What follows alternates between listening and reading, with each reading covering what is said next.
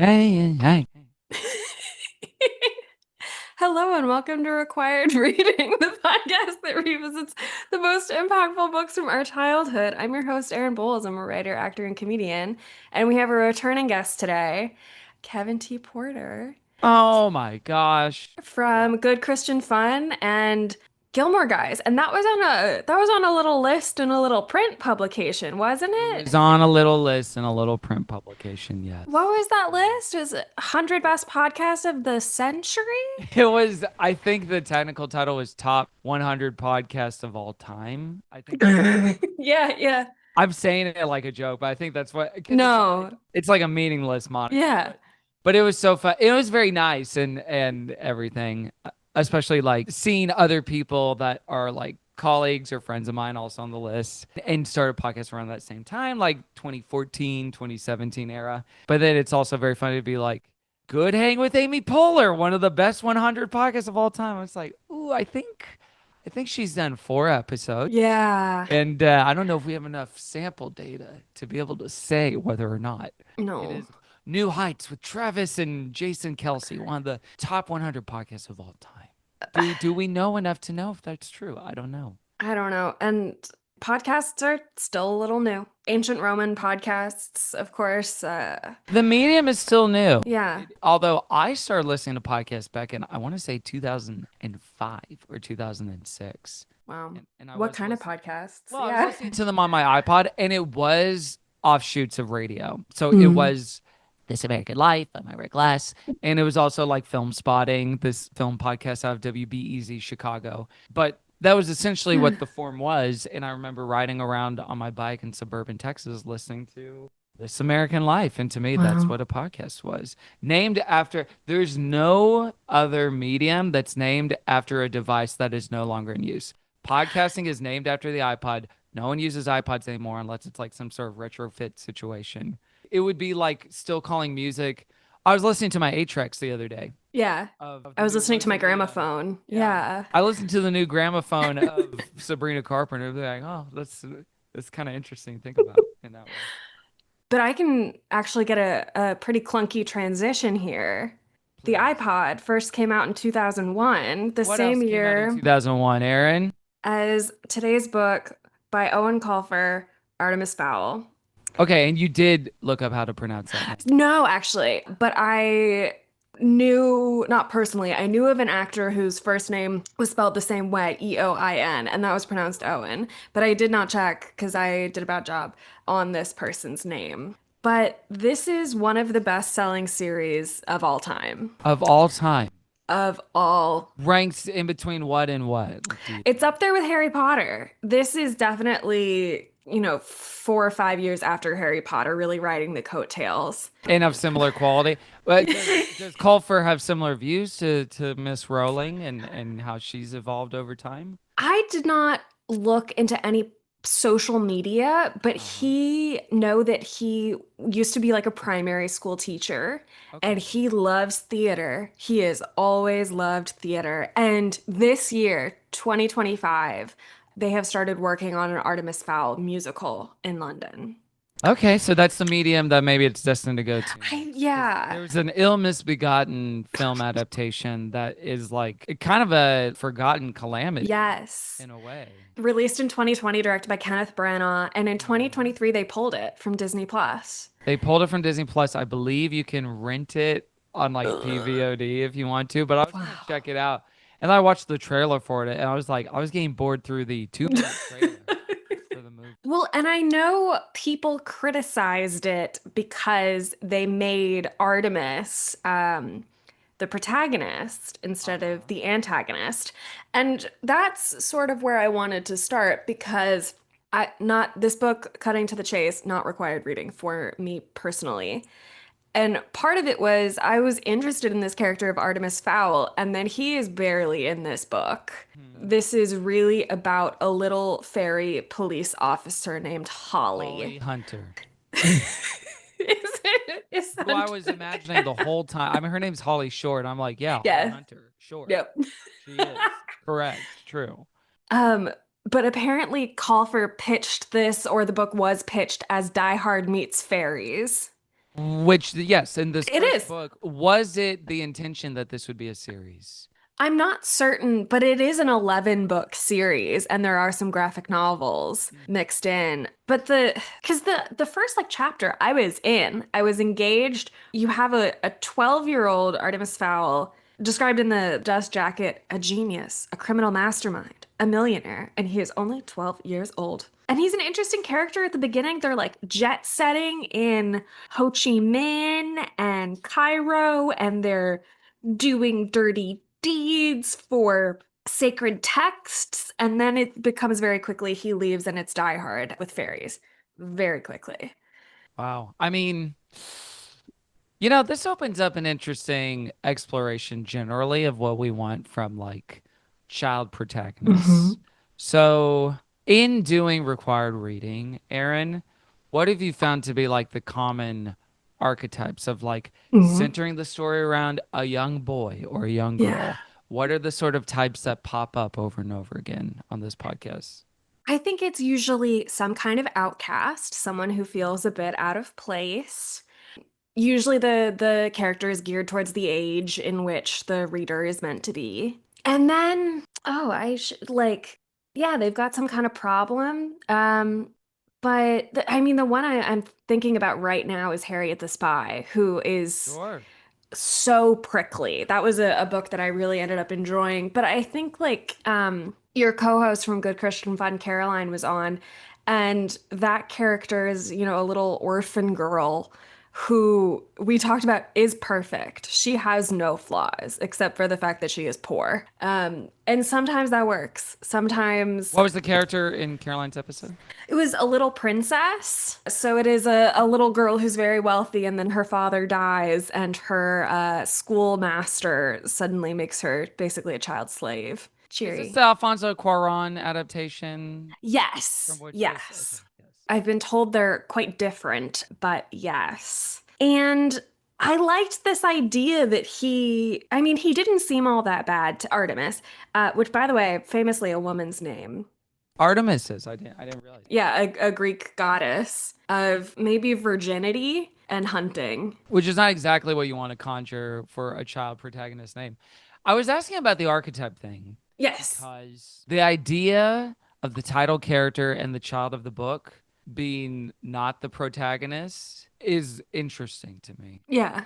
There's something incredibly grating to me about the notion of I think Artemis Fowl, because the whole thing with him, and just like a recap for listeners, is Yes. he is a criminal mastermind. He's globetrotting. He's always 5 steps ahead of everybody else. Wise beyond his years, knows all the ancient languages, can translate things. He has like little plans and hatches little schemes and everything. He has a manservant who it specified is black. Is that true? No, It's not specified in the I film. He's in the black. film he is black and people said that's messed up, man. Yes. Especially because the narrative is that the Fowl family, and I guess it's literally the Butler family, have been like for generations the Butlers have been raised to be servants for the Fowls, who are Irish, and Owen Colfer is Irish. The idea of imbuing a child character with like wise beyond their years qualities, and especially like, oh, it looks like you stepped right into my trap. It just evokes young Sheldon core to me. Mm, Everything that is. So from the jump, this notion of like, I'm not like, I wish I could root for him. I wish it was less complicated or anything like that. It's more just this idea of I am not bemused in the way that maybe Colfer is banking on yeah. in writing this kind of character. I'm already starting off on the wrong foot of like I'm not like, yeah, you hate to love him, but you kind of do against your better judgment. There's none of that tension for me. And I'm like, I want this kid to be like humbled to his knees by Exactly. whatever, like a wizard or whoever's going to come after him.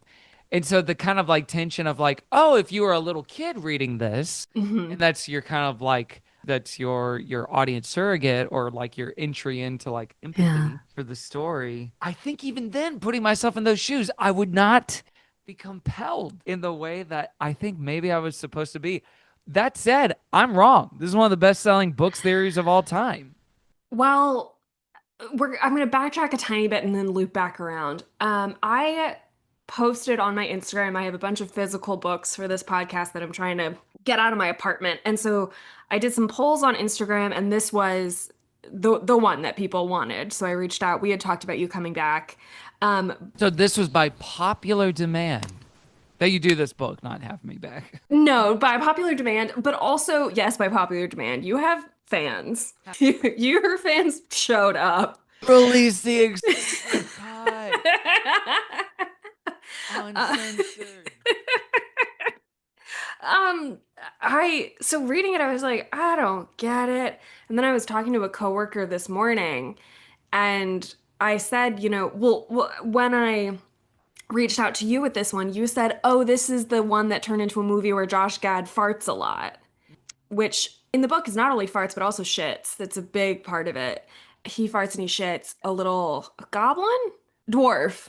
The dwarf, yes, Mulch Dwarf. Duggins, I believe is his name. Mulch Duggins. Big and dug through every little thing. And I think that was the thing this morning that I was like, oh, actually, that is the part that maybe makes sense for why that you get like 10-year-old boys reading this. I mean, 10-year-old, would you have enjoyed the fart and the shit jokes in here? No, no, this has No. been a lifelong thing of mine. You can ask my friends too. Yeah.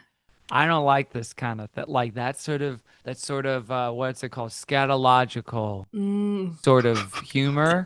From a young age, I was like, not for me. No, thank you. And it has remained consistent in my adult life. And that comes from my father and his father before him. It's a family tradition that we don't care for that sort of thing. Mm. So the idea of like, this is the source text in which Josh Gad plays the fart guy in a movie, I was curious about Yeah. to see what like the value might have been.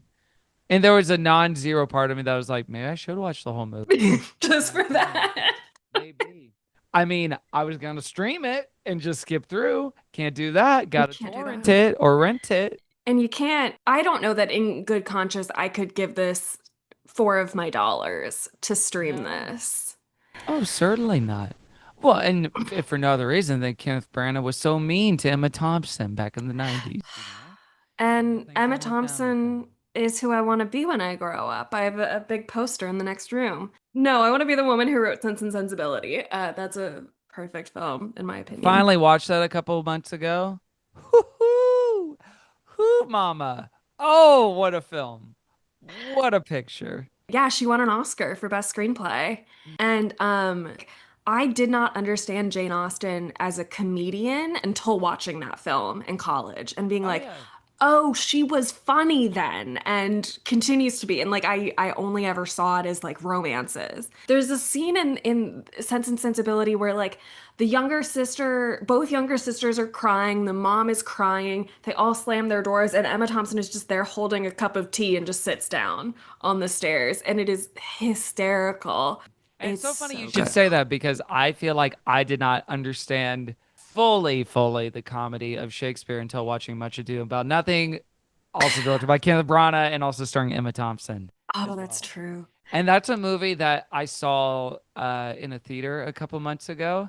And I'm like, oh, I like all these actors. I probably won't understand some of it because I'm doo doo dee doo upstairs, but it'll be a fun time. And it played like a rock concert. Everyone was hooting and hollering throughout the whole. It was so funny and Yeah. fun. Really enjoyed that. That's fantastic. I mean, my school district growing up, starting at a certain age, you had to read a Shakespeare play in English class every year. And I have a lot of thoughts and feelings about Shakespeare, but in eighth grade, our teacher was dealing with some illnesses. And so we got to the end of the year. She hadn't taught us any Shakespeare, and she's like, I'm going to put this movie on. And I need you guys just to, if anyone asks, we did it. That was the most engrossed I've ever seen a group of eighth graders than in watching Much Ado About Nothing. Of course. It's so good. That makes the most sense to me. I don't believe a group of eighth graders would probably be as engrossed watching the Artemis Fowl adaptation. That was in development hell, evidently, for many Yes. years. And As soon as the book was published in 2001, people Hmm. were trying to get the rights. And then the film came out in 2020. And that's why I don't work in Although it development shot way anymore. before that. I think it. Yeah. I don't even know what to do with this book. I feel like maybe it's time to talk about Holly, Holly Short, our protagonist. And she's a good, like, there are good cops, and we want to like be clear about that on this episode. Like, so she is a fairy cop, but she Yes. does the right thing.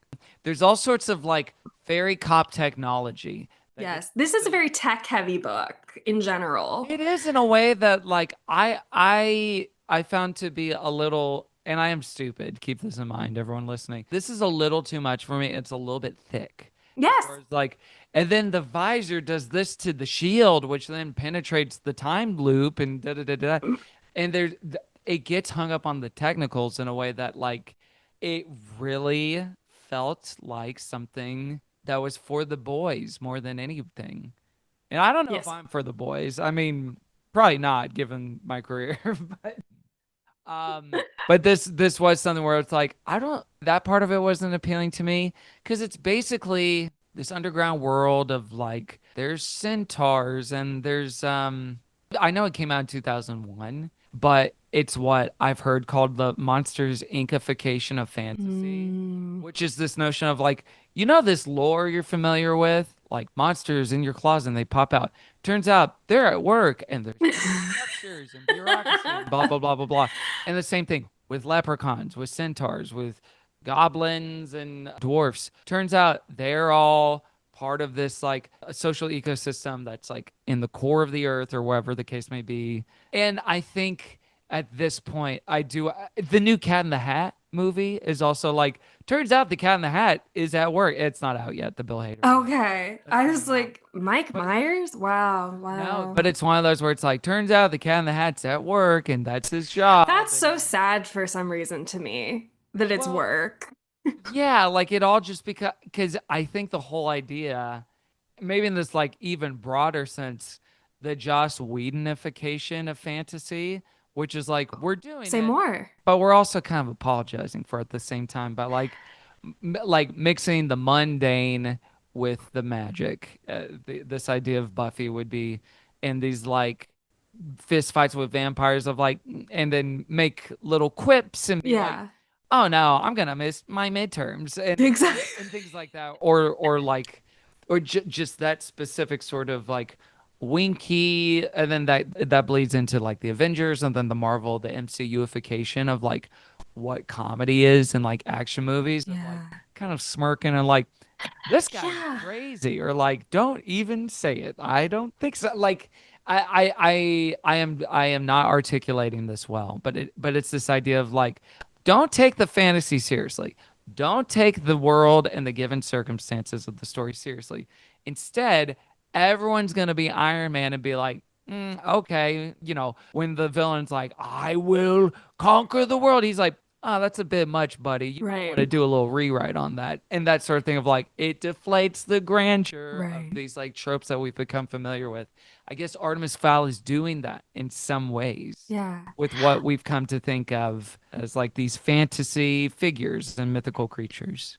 It does feel so Joss Whedon, and I'm a huge Buffy fan. Like that was very central to me. But I liked how you phrased it of the humor is almost apologizing for the genre because I do think like in hindsight, growing up in the aughts, like comedy was mean. Like your friends interacted with you by being mean. And so I think this fits with it. And also, I'm reminded of, like 2 weeks ago it was Halloween and I was watching It's the Great Pumpkin, Charlie Brown, and Linus is, waiting for the Great Pumpkin and he goes, nothing but sincerity for as far as the eye can see. And I feel like sincerity was so out of style in the time in which this was published. And you also said combining the magical with the mundane, which can be so successful sometimes. I'm thinking about a series about a boy called Charlie Bone that is like the same era. It's very Harry Potter. And the thing that works about that is it is so sincere and it is so Uh, heartfelt. Yeah, there's so much. That's a very meaty thing to think about. yeah, in the same way, I think about this with the genre of musicals that exists in the 21st century, Mhm.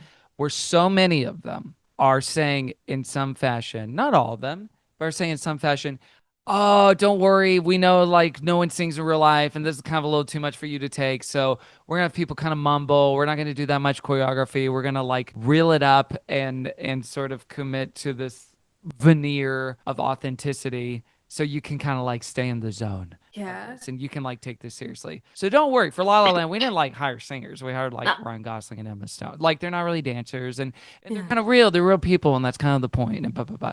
And there's so many where through the middle of it, it's like they're almost apologize. You know, I found Yeah. Wicked to be like this in some ways, No. in a lot Yeah. of ways, unfortunately. Oh A no. a show I have a lot of time for, but a movie I don't really. It's like, let's get through it and not really have a particular idea behind each song. Although that's not quite exactly what I'm thinking about, but it's like it's a minor version of it. There's just something that happens where people are so scared of genre and taking something seriously. Yeah. Everything needs to be a subversion of the thing and it needs to not be, oh, so straight across the plate. I've been watching, I'm going to be a little evangelical about this. Go for it. I started watching this new show, Aaron, called Pluribus. Have Yes. you I heard of haven't the seen show it, but Pluribus? yes, it's out there. I recommend you and the listeners Google not a word or a whisper of this show and just watch it. Mm. And that is something that is so unapologetically genre Mm. and funny and authentic and sincere all at the same time. Obviously, high bar to clear and skill level with Vince Gilligan and everyone in that crew. But he's someone that came from X-Files, which was a show that was hard sci-fi. That was also very funny a lot of Yeah. times, with writers like Darren Morgan on the show and people like Gilligan. And there is a way to do it that I think like we're still kind of like recalibrating from. I think there is this cultural acknowledgement of like we got a little too Whedon-y, huh? Like, and you know, not like he's part of culture anymore with Whedon, but like the Taika Waititi thing where everyone's like, yeah, Thor Ragnarok, and now everyone's like, this is actually a little much, and it still exists in like Mhm. the Deadpool stuff. The Deadpool stuff feels like a very direct Yeah. to this of like making jokes about you can't do cocaine in a Disney movie, boo boo bee boo, like that sort of thing. Like we're rediscovering sincerity again. Yeah. I'm trying to think of another property. I hear Percy Jackson the Lightning Thief, which I think is canceled now, but on Oh, Disney it might be, Plus, yeah. it might be. I forget. I hear that that's fairly sincere as a property, Yeah, which is different from being humorless, you know? yes. Those are distinct things. You don't have to be sincere and humorless. People think that's like a all or nothing proposition. All that Yeah. stuff. I don't know. I'm reading another book for this podcast, which is Angus Thongs and Full Frontal Snogging from Okay. 1999. And there is so much in that book about the fear of being cringeworthy. And that feels so current here 26 years later. And I don't know, there's something I'm really sad about in terms of the fear of being perceived in any way even a little vulnerable. And I don't know that And it's there's the been price like, you pay yeah, for doing anything. It's like that's just anything. that is Yeah. the toll you pay at the toll booth for accomplishing anything at all. It was like this is mildly to majorly embarrassing. Yeah. And it is not embarrassing to not have done anything. I mean, it's embarrassing in a Yeah. different way. That said, this thing that we're talking about, like this style, it's inherent in like a lot of the setup of it and just like the don't worry, we're like it's not just fairy stuff, it's cop stuff too. Yes. Like it is kind of true to that like there's hostages, there's a negotiator, there's like the tropes of a Die Hard like movie. And in that way it is playing it straight in a way that's not Mhm. apologetic, but it is just kind of this notion of like we know this isn't interesting enough, so we're putting a thing on top of another thing. And I just wasn't I wish I could say I was more compelled. I mean, fantasy generally for me, I don't know how you feel about it. I'm sure you've talked about it in other episodes, but fantasy generally for me is not something like I gravitate towards like for its own sake. inherently on its own terms, blah, blah, blah. It's something that I like when I like it. Yeah, Done well, when it's whatever, as far as, like obviously Lord of the Rings, best movie trilogy of all time, things like that. But indeed. not Yeah. not anything where it's like I'm so immersed in it, I need it to be upended in a way that like maybe I am so immersed in like this idea of the rom-com or this idea of like the family drama that I would like to see an upending of it. But it just doesn't exist for me in fantasy. And maybe like obviously because we're talking about a book geared towards children, that maybe the idea is like this is teaching them like different subgenres or parody or whatever, where it's like I guess kids don't have like a lot of cop shows in the children's library at the elementary school. So Maybe. this is kind of the closest thing that they have to it. Perhaps that is part of the Yeah. idea. I hadn't thought of that. Yeah, I think like I'm thinking a lot about, obviously in kids' books there's normally like a moral, a lesson, whatever. And I think even in adult literature, it can end with proposing an idea without necessarily saying this is the moral we need to teach. Mhm. I don't know what I am supposed to walk away from this book with or thinking. Oh, you mean just like nuggets and takeaways as far as like Yeah, what like would be in the study guide for this particular yeah. lesson? What's the, capital T theme? I don't know. I mean, the arc seems to be more obviously with like Holly and the squad, Artemis, and his thing is like, oh, like this kid's a supervillain, but he does like his mom. Yeah. He does like his mom. He does have So a little bit of tragedy. let's Yeah. all remember that, and he saves her, etc., etc. But otherwise, no. Like there was no compelling. We start here, we go here. The most interesting part of it to me was the structure of it being essentially what they would call in television a bottle episode, where it's Yeah. taking place in one setting, was kind of compelling for me because I don't know if I'd ever read a kid's book that was like that. Yeah. But yeah, I struggled to. I mean, it was a pretty breezy read. Even Yeah. again for me, a doy doy. I'm like, we were gonna record this a couple weeks ago, and I was like halfway through, and so I've been sitting with this book for like maybe a month or so. Oh Like, no. oh no, it's fine. I finished it last night, so it's nice and fresh. But yeah, I wasn't like, wow, those characters are so vivid, I guess.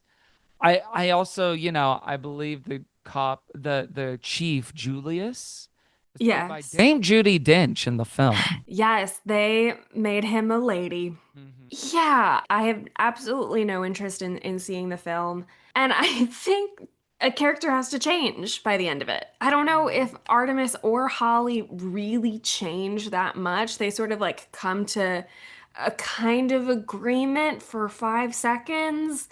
But I think the thing about like a character like Artemis Fowl, there is a degree of wish fulfillment of a child reading this and feeling like you know nothing, feeling like you have no control, no authority, no ability to enact change in this world. So you have a character who knows everything, who has all the power, who like Mm. doesn't really have parents and gets to boss around this old guy or this adult.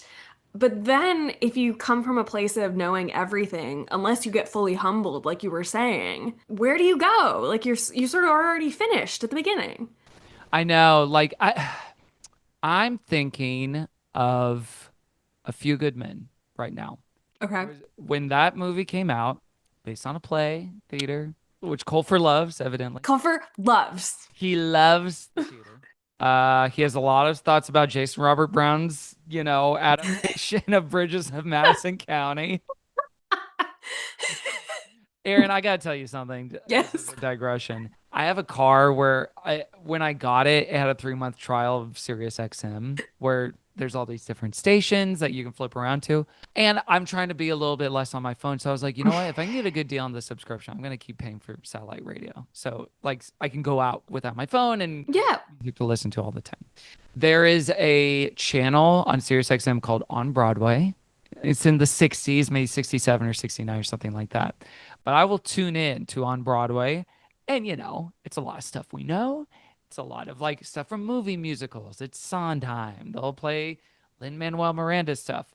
And then sometimes it'll be like, yo, what's this? A Pretty Woman musical? That's really bad. Yeah. There will be Mhm. uncut gems just playing on this radio station all the dang time. I am rediscovering the act of music discovery through the on Broadway channel on Sirius XM. And anyway, Jason Robert Brown's Bridges of Madison County was. Have you ever heard something on there and go, "Oh, I have to listen to the whole musical?" Or Oh is it, yeah, yeah? definitely. Nice. Oh sure, because I think compared to friends of mine, I'm like, yeah, I like Broadway, but compared to like the like history of American musical theater, and then like what I'm starting to get on my FYP as far as like, okay, here's what you need to know about King Kong and the huge puppet they made for it. I'm like, oh, I don't know anything. I know less than nothing. It's like saying I love Madonna because I like a prayer and Right. literally nothing else. So yeah, there's tons of stuff like a funny thing happened on the way to the forum, like tons of stuff from the Hmm. 50s and 60s where I'm like, I'm simply not that familiar with this stuff. Oh, has it So, ever played any 1776 for you? oh, you know what? I think it did, but I'm also remembering back to the brief moment I majored in theater at University of Texas in Austin, and we did a musical theater review show where I did one of the songs from 1776. And just as Tom here is written, we Oh, say just yeah. how to. The eagle inside belongs to us, or however that goes. Yeah, yeah, the I egg. remember that. Yeah, the Yeah. egg. Yeah. I have seen that musical too many times. 1,776 times, perhaps? At least 40. Okay. And I've seen it live, I think, 3 times. I like when people know it. I like when Oh, people know I know it. it. I saw Mr. Feeney in the film adaptation of it when I was a child. I Yes. think of A Few Good Men, and I think about Yeah. a movie, a review that the late great Roger Ebert did at the Chicago Sun-Times. Someone that like from ages 11 to 14, I could tell you like all the movies that came out during that time. Here's what Roger thought about that one.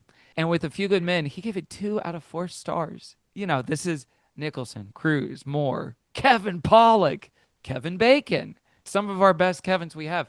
And I think this is a 5 out of 5 Mhm. movie, of course, and has only aged spectacularly over time. But his complaint with it is, I didn't care for this movie because so much of the movie is saying, here's the plan, and then executing what the plan is. We're going to get Colonel Jessup to do this in court. And then they get Colonel Jessup to do that in court. The thing that maybe him and I differ on, and maybe he would have revised this opinion at some point later, or maybe he did, is the idea of like, that is very pleasurable to watch in the same way that you don't complain, oh, in a heist movie, they say what the heist is going to be and then it Right. happens. And that was kind of boring. I will say, though, I would levy some of the same complaint about A Few Good Men to Artemis Fowl. Mhm. This notion of like, this Artemis kid, he's always a few steps ahead of the goblins. And then it's like, how does the book go? There's a few setbacks, but he's basically a few steps ahead of the goblins and Yeah. everything. There's this odd kind of narrator. It's not in first person. It's not like there's a specific person talking, but there are multiple times where it'll be like, Artemis had never thought of this before. And you think there's going to be like some kind of, oh no, some kind of danger. And then it's like, no, he figured it out. Like the next Mhm. page, it worked out Mhm. just fine. The whole time, the fairies are setting it up as there's no way he can get away with it. And yet you know he will. It just, Well, and this is yeah. also the detriment of reading the first in an 11 book series of like, I think he'll be okay. I don't think it's the ghost of Artemis in 10 No. books. So there's a little bit of nerfing that happens with that. So when all the stakes are so actiony and not emotional, Yeah. it's hard, it's difficult for me to get into it in the same way that perhaps I would with another property. Yeah. The next one I think is something like Artemis Fowl and the Ice Cave. I bet he's got a little layer or hideout, and perhaps, people try to get him, but he's a Mhm. few steps ahead. The young Sheldonification of little protagonists. Yeah, he's a little so and so. Yeah, and there's just no like life to like, oh, his dynamic with this person is fun. His dynamic with this person is fun. You get way more of the dynamics with all the little fairy cops. Yes. As far as like the centaur's a little stinker and Julius is too, blah blah blah. And then Ollie Short is basically that hot rabbit from Zootopia that's a cop. Exactly. I could have just said Exactly. rabbit. I didn't need to say hot rabbit. That, but I feel like not myself, a lot of people have opinions about the hotness of the characters in that film. They put something in the juice there. Yeah, 100%. No, that's not really my fault when you think about If everyone has the same reaction, it's no individuals. Maybe they did something. I think Oh. so.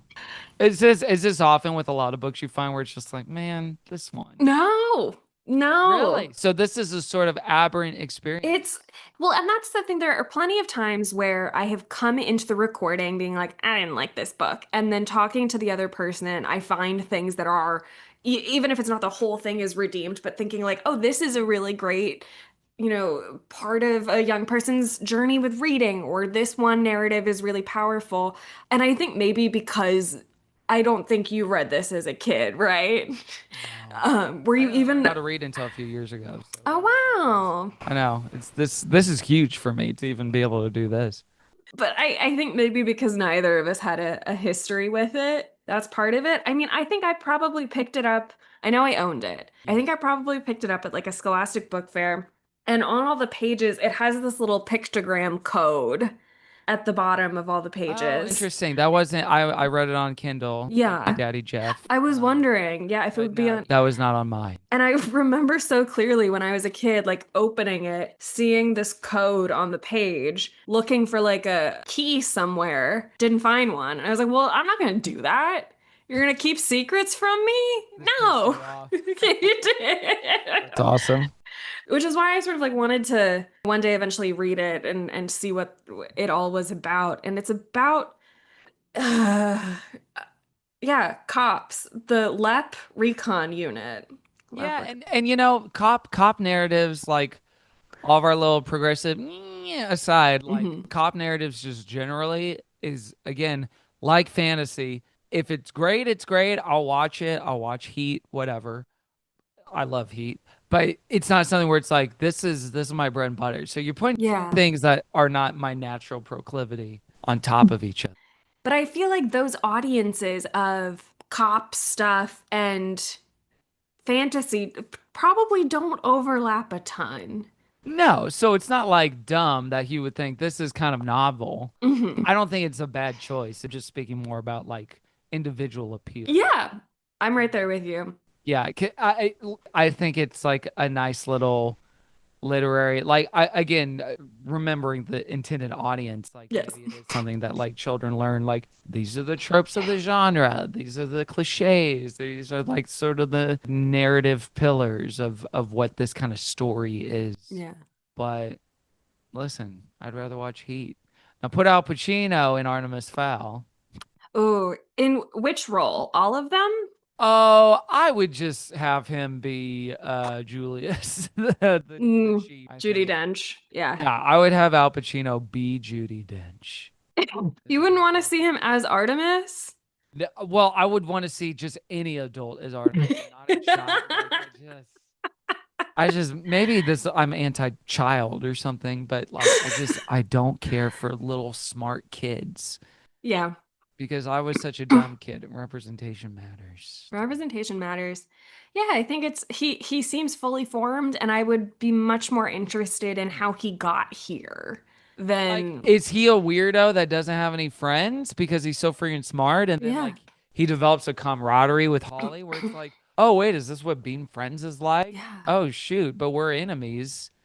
That's something. And Yeah. I'm just boo boopy dooping on your podcast. Like, that's a little bit of a thread Yeah. there. This setup for his character, his dad is dead and there's no family fortune and he needs to repair the family's reputation. All of that is kind of interesting to me. And it after like page 5, it does not matter.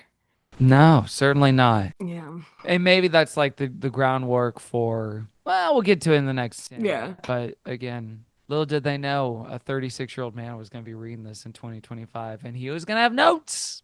He was going to have a few notes. Maybe we can get to Owen before it hits the West End, just to make sure it all goes Please. well. Oh, and hopefully it's half as good as Harry Potter and the Cursed Child, a play that's really good that everyone really likes for real reason. I'm not sure if this will have musical numbers in it, but God, I hope it does.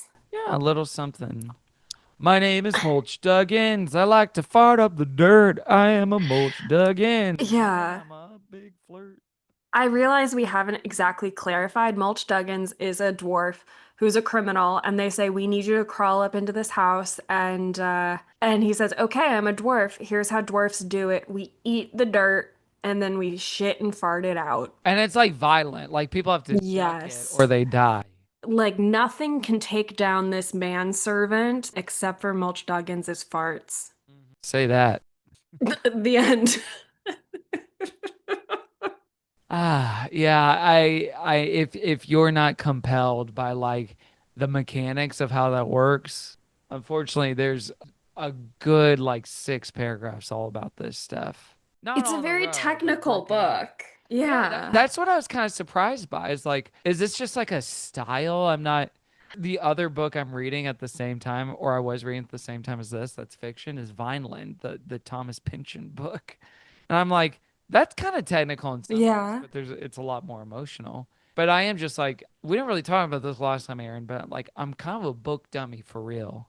I know I was making a little joke and being silly when I said I just learned how to read a couple years ago, but I truly struggle with my daily, then weekly, then monthly, and annual reading habits in a Yeah. way that's disappointing to me when I look back on the year. And it's like I read 2.5 nonfiction books that like most of the people I admire and esteem would have knocked out in like 10 days.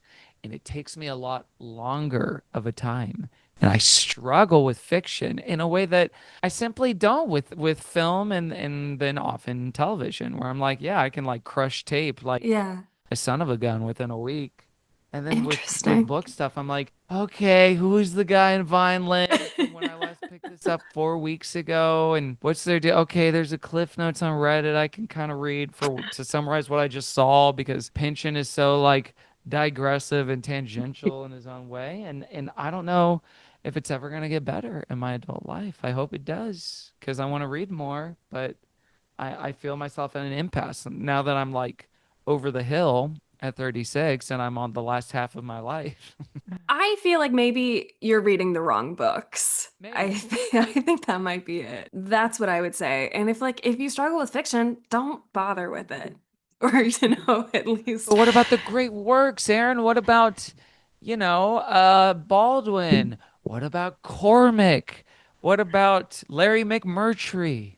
well, Elmore here's Leonard. something that I do. Because I have a ton of books. I sort them by page length. So I start with the shortest ones first, and you can get some turnover there. And I think that can also help build the skill a little bit to sort of settle in.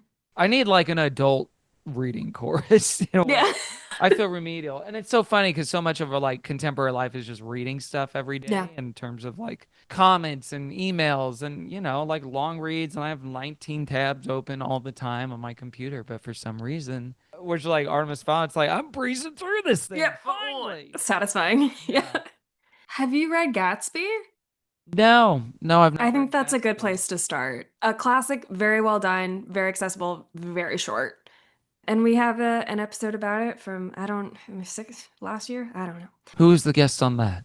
My friend Alex Brunkhorst, who is an author Okay. and realtor that I met through my boyfriend. That novel seems to be a lot about property. It That's a is. And she, I think, has written two novels, and one of them I started listening to on audiobook. And you can like see there's some influence, which is always really cool when you can trace that back. I wonder how many it's such a mean thing to say, but you can tell reading this with the degree of technicality that Colfer was having a fun time. That doesn't necessarily translate to the reader's experience. It's interesting. Like, it's this notion of world building that's like, what's the line where it's indulgent versus not? Yeah. Truly, the only series of books I ripped through, this is like saying I watched Seinfeld or I listened to the Beatles, but the only series of books I ripped through was Harry Potter when I read them in Yeah. college, and I would read like one a week, which for me was huge, Aaron. And my memory of the world building in those books it was like the dialogue's okay. It's pretty functional without being severely cliche. But the world building felt economical and pretty decent as far Yeah. as like, oh, I'm getting a good picture and understanding of it. Yeah. And I mean, that's why that franchise lives on, I think, not because the characters are compelling, but because it lends itself so well to making theme parks and merchandising and turning it all into tangible products rather than interacting with those characters. You know, you don't have a Samwise in there that really sticks in your heart. Who, by the way, current president of SAG. Thank you, Sean Astin. Is there anything that you wanted to talk about this little book that we have not covered? Oh gosh, I wanted something to cling on to. Yes. And sometimes I will do the thing where it's like I kind of zone out while I'm reading something and then I'll reread it for due diligence. But there was so much of it that was fairly inessential in this Yes. fairly short book, as far as like, and then the ray guns do this as Holly's floating up here, and it was just like it felt like automobile manuals, you know? Yes. So Yes. I decided it was not important for me to understand. No, I felt like so much of it was about so much like page space was spent on like the process of getting from the molten core of the earth to the crust and these really minor fairy cops who never came back. And I do wonder because I don't know nothing about nothing, but I wonder if it's like you can do that once. You can show this process, and then like maybe it is like efficient enough that it gives everyone like a taste into the Yeah. world. But then when you keep doing it, where it's like, and by the way, the goggles do this and da da da. And I'm making it sound more laborious than it actually was, but that's what it felt like Yeah. while reading it. And I wish there was a different way, a better way for it, Aaron. I agree. It just doesn't grab you. But 10-year-old boys sound off in the comments. It's Sound weird. off. How many do you have any child listeners for It's real? weird that they're here if they are. I really don't know. I I really, would it'd love be if you weird. did. Um, well, I would not consider it required reading. What about you? Not for me. No, Mm-mm. no, not Mm-mm. personally. No. Well, that's all I've got. I think more podcasts should end with the host saying, "That's all." That's all I got. Yeah, just be honest. Don't do like a wrap up. Just say, Um, "Whatever, guys." Get out of here. that's the kind of episode. That's the kind of book. Oh, gracious. Anything you'd like to plug? Where Oh, can people find you? people find me at Kevin T. Porter everywhere. And listen, Good Christian Fun, patreon.com/Good Christian Fun. We did an episode with Aaron a couple of I was months there. ago, who was a damn delightful guest. Oh, she was so funny talking about Veggie Tales and Queen Esther. We Hi, have Queen. incorporated Hank Queen into the show every week ever since that Really? episode. That is true. Oh, what an It honor. it lives in the theme song. So that Wow. was I was absolutely tickled pink. oh, it was great. A great time. And Aaron's a Christian now, which is awesome. Yeah, we talked a lot about all my Christian reading. Mm-hmm. Yeah. And anyone who comes on the show becomes a Christian. And listeners, good news. Anyone who listens to the show becomes a Christian too. So Surprise. if you were worried about going you know where, don't worry about it. Kevin was pointing Becoming a downwards. Christian. Thank you so much for coming on. My pleasure. What a blast. Even talking about mediocre content. Happy to talk with my buddy Aaron. Thank you. Well, that's all I got. I'm going to turn off the That's all I recording. got. That's all I Goodbye. got. That's all she wrote. Bye, Queen. Bye, Queen.